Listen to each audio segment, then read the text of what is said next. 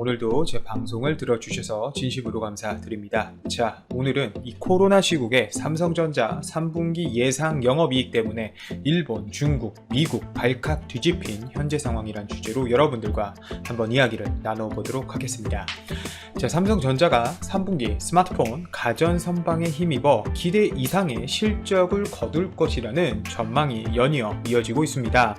반도체는 디램 그리고 낸드 플래시 가격 하락에 따라 조금은 고전할 것으로 보이지만 반도체 패권을 두고 미중 간 갈등이 격렬해지면서 오히려 반사이익을 거둘 것이라는 예상이 여기저기서 나오고 있는데요. 저도 물론 이 의견에 분명 동의를 하기 때문에 여러분들께 오늘 방송을 하고 있는 것이겠죠. 우선 저뿐만이 아니라 여러 리포트에 따르면 삼성전자의 3분기 영업이익 컨센서스는 9조 533억 원으로 전년 동기 영업이익 대비 약 16.4% 늘어난 수준으로 예상하고 있습니다. 분기 매출의 경우는 삼성전자의 3분기 매출 컨센서스는 62조 654억 원으로 전년 동기 62조 34억 원과 비슷할 것으로 관련 업계는 내다보고 있는데요.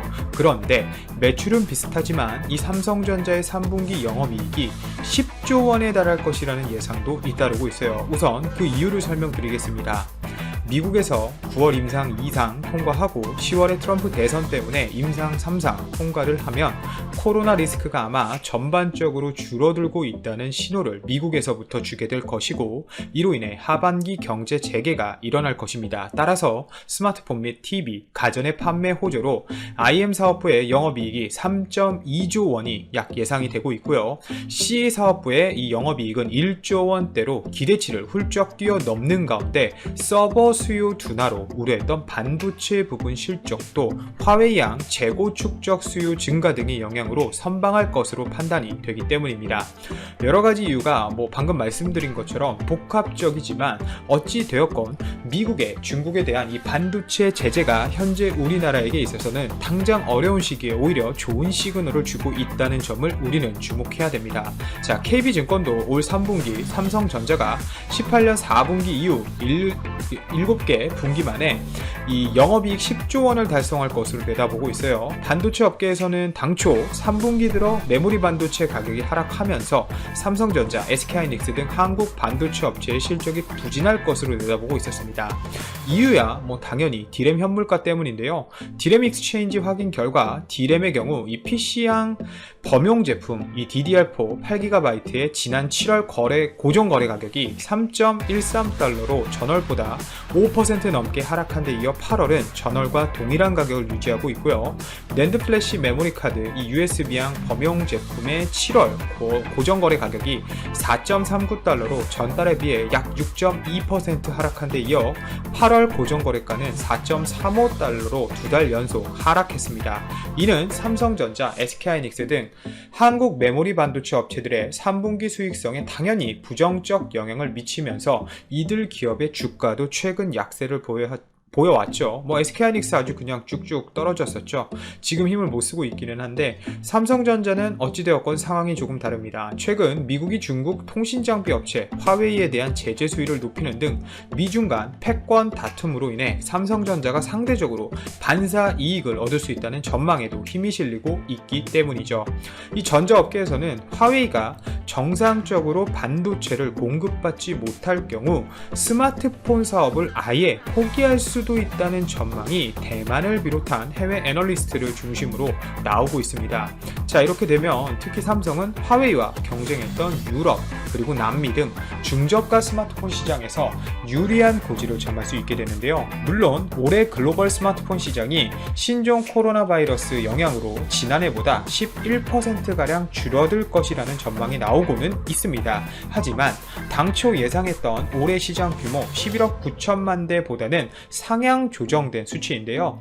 상반기 미국, 유럽, 인도 등 주요 시장에서 코로나19로 인한 이 판매량 타격이 생각보다 생각보다 작았고, 특히 이렇게 재택근무로 모바일 기기 필요성이 더욱 늘어나고 각국이 소비 진작을 위해 지원금을 배포하는 등의 영향으로 전망치가 상향 조정돼 버린 것입니다. 그리고 이런 시장에서도 삼성전자는 2억 6,500만 대의 출하량을 기록하며 점유율 21% 1위를 유지할 예정이고, 2위는 애플이, 그리고 3위는 지난해 애플을 꺾고 2위에 올라섰던 미국에게 아주 후들게 맞고 있는 화웨이가 이을 전망인데요. 특히 중국 시장에서는 이제 자국 브랜드가 샤오미, 오포, 비보 정도가 되겠죠. 이 중저가 모델을 담당할 것이고, 그리고 하이엔드 모델에서는 우리나라 삼성전자 갤럭시 제품과 애플의 제품들이 다시 한번 점유율을 높일 수 있는 큰 기회가 생긴 거라고 보시면 될 것 같습니다.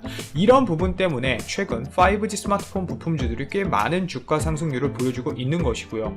또 비메모리 반도체에서도 우리나라에게 분명 호재가 있습니다. 삼성은 최근 파운드리에서 잇따라 수주 소식을 전하면서 중장기적 실적 개선 기대감도 높이고 있기 때문인데요.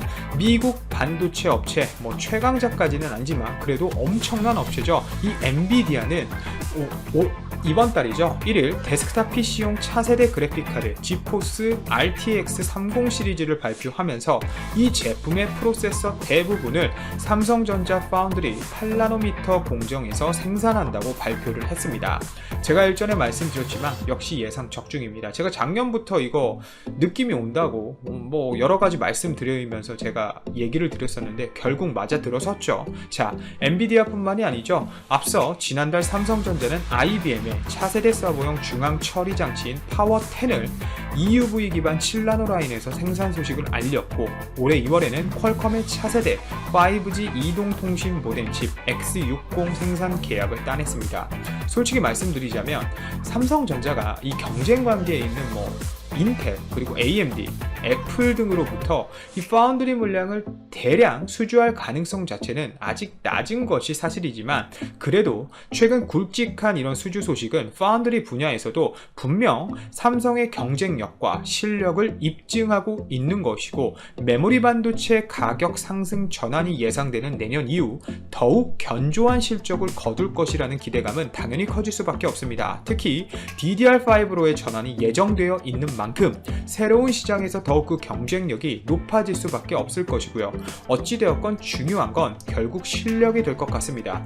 여태까지 이 파운드리 업계에서는 TSMC가 독보적인 모습을 보여주고는 있으나 하나하나 차근차근 이뤄내고 있는 이 삼성 파운드리도 분명 시장에서 인정받고 있는 중이고, 대량 생산 제품에 기존에 해왔던 이 메모리 생산 노하우를 파운드리로 잘 옮기면 생산성 그리고 수율도 개선시켜주면서 가격 경쟁력도 높인다면 당연히 이 삼성전자 파운드리의 성장성은 앞으로도 무궁무진하다고 판단이 되고요. 그리고 무엇보다 이 삼성전자의 경우는 반도체 내에서도 포트폴리오가 굉장히 다양하고, 반도체를 넘어 기타, IT, 가전 등에서도 경쟁사가 보여주지 못하는 수준의 제품의 다양성, 즉 포트폴리오를 가지고 있기 때문에 분명 좋은 모습을 또 보여줄 것이라고 기대해 봅니다. 일본은 우리나라에게 이 소부장과 관련돼서 분명 후회할 것이고, 중국은 미국 때문에 화웨이가 길을 펴지 못하는 상황이며, 미국 또한 현재 비메모리에 막대한 투자와 성장성을 보여주고 있는 이 삼성전자를 절대 무시할 수 없는 상황입니다. 오늘도 제 방송을 들어주셔서 전쟁이 남침인가 북침인가를 묻는 정보보훈처가 6.25 전쟁 70주년을 맞아 대한민국 국민에게 6.25 전쟁이 어느 나라가 저지른 전쟁이냐고 묻는 의도가 무엇인가? 6.25 전쟁 60주년 당시에 같은 국민의식 조사를 했기 때문에 국민인식 변화를 확인하고 북침이라는 일부 인식의 원인을 찾고 올바른 역사관 정립을 위한 정책 수립을 위한 것이라는 보훈처의 해명은 어불성설이다.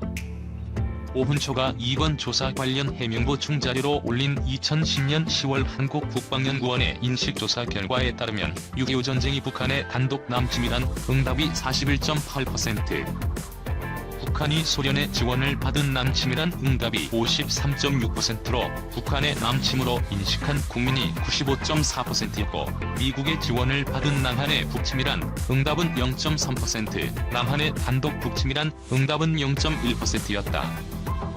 이 조사에서 남한 단독 또는 미국의 지원으로 북침했다고 응답한 국민은 6.25 전쟁을 직접 경험하지 못한 중고교 연령인 15에서 19세와 20에서 29세 그룹에서 각각 1.0%, 50에서 59세 그룹에서 0.6%인 외에 다른 연령대에서는 0%였다. 2005년 중앙일보 여론조사에서 6.25는 누가 일으켰는가에 대한 응답 중 남한 단독 또는 미국과 남한이라는 응답은 0%였다. 그렇다면 15에서 19세 그룹의 인식은 교육의 탓으로, 50에서 59세 그룹은 개인의 이념적 성향 탓으로 봐야 할 것이다. 대한민국 대통령 후보로 나선 사람조차 6.25가 남침인지 북침인지 말할 수 없다는 게 우리의 현실이긴 하지만 0%에서 1%의 국민 인식의 변화주의를 국가 예산을 써가며 10년 넘도록 확인해서 얻는 실익이 무엇인가? 조금도 의심의 여지가 없는 역사적 사실에 대해 오훈초가 오히려 의문을 던지는 셈 아닌가? 오훈초 말대로 올바른 역사관 정립이 목적이라면 이런 국민인식 조사를 계속할 게 아니라 진작부터 학교에서 바른 역사 교육을 시켰어야 하는 것 아닌가? 6.25 전쟁이 남침이라는 엄연한 사실을 입증하는 수많은 국내외 자료들이 존재하지만 6.25를 북한의 불법 침략으로 규정한 유엔 안보리 결정 1950년 유엔 안보리는 6.25 전쟁을 북한의 불법 남침으로 규정하고 유엔군을 남한에 즉각 파병했다. 차제의 오훈초의 질문에 대해 상식에 입각한 논리로 6.25 전쟁의 남침 사실을 밝혀보고자 한다. 우선 6.25 전쟁이 남한이 북한을 침공한 전쟁이었다면 침략국인 남한의 전세계 국가들이 유엔군을 파병했겠는가? 유엔 안보리의 결정은 유엔의 다른 기구의 결정과는 달리 유엔 헌장에 의거 회원국이 반드시 따라야 할 의무가 있다.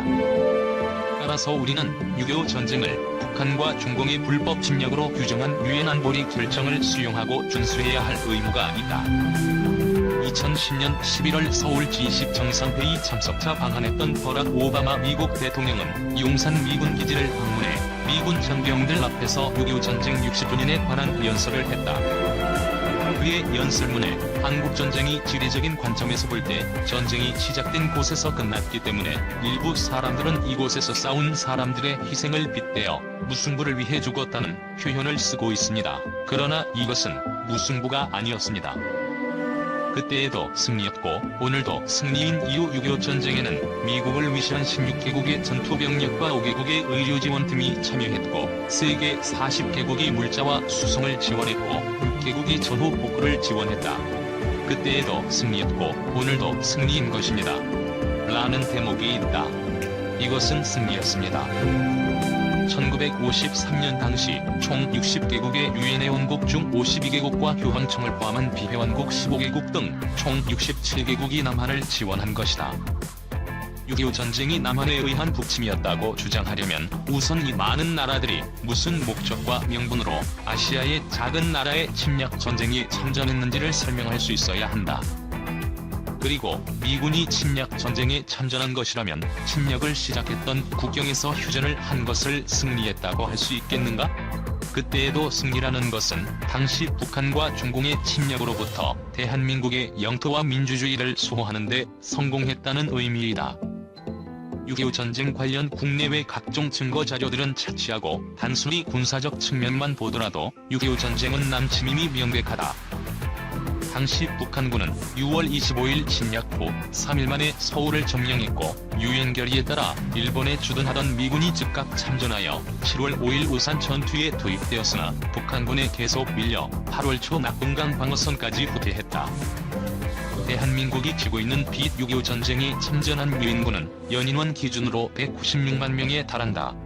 전세계 고금의 역사를 통해 한치의 진격은 고사하고 후퇴로 시작하는 침략 전쟁은 없다. 이 전쟁으로 한국군 14만 9,050명과 미군 3만 6,940명, 미군 외 유엔군 3,730명이 사망했다. 사망자 수는 전투 중 사망자 구분에 따라 다소 상이함. 이 가운데 미군이 179만 명으로 가장 많다. 특히 6.25 전쟁 참전 미군 중 현역 고위 장성의 아들 142명이 참전하여 35명이 전사한 것은 전쟁터에서의 진정한 노블레스 오블리주의다. 이들 6.25 전쟁 참전자 중에는 아이젠하워 대통령 아들, 월튼 워커 초대 주한미 팔군사령관 아들, 마크 클라크 유엔 군사령관 아들, 제임스 벤 플리트 미 팔군사령관의 아들, 필드 해리스 미 해병 제1항공단장의 아들 등이 포함되어 있다. 벤 플리트 미 팔군사령관의 아들 지미 벤 플리트 2세는 공군 중위로 6.25 전쟁에 자연 참전하였다가 1952년 4월 2일 압록강 남쪽을 폭격하기 위해 출격했다가 실종되었다. 필드 해리스 미 해병 제1항공단장의 아들 윌리엄 해리스 중령은 장진호 전투에서 전사했으며 마지막 유엔 군사령관인 마크 클라크 대장의 아들 윌리엄 클라크 대위는 전투 중 3번에 걸친 부상으로 전역을 한 후 결국 그 후유증으로 사망했다. 지난 2013년 1월 국가보훈처의 국민의식조사 자료에 따르면 한반도의 영구적 평화정착에 필요한 노력에 관한 복수 선택 설문 결과 북한과의 협력과 화합,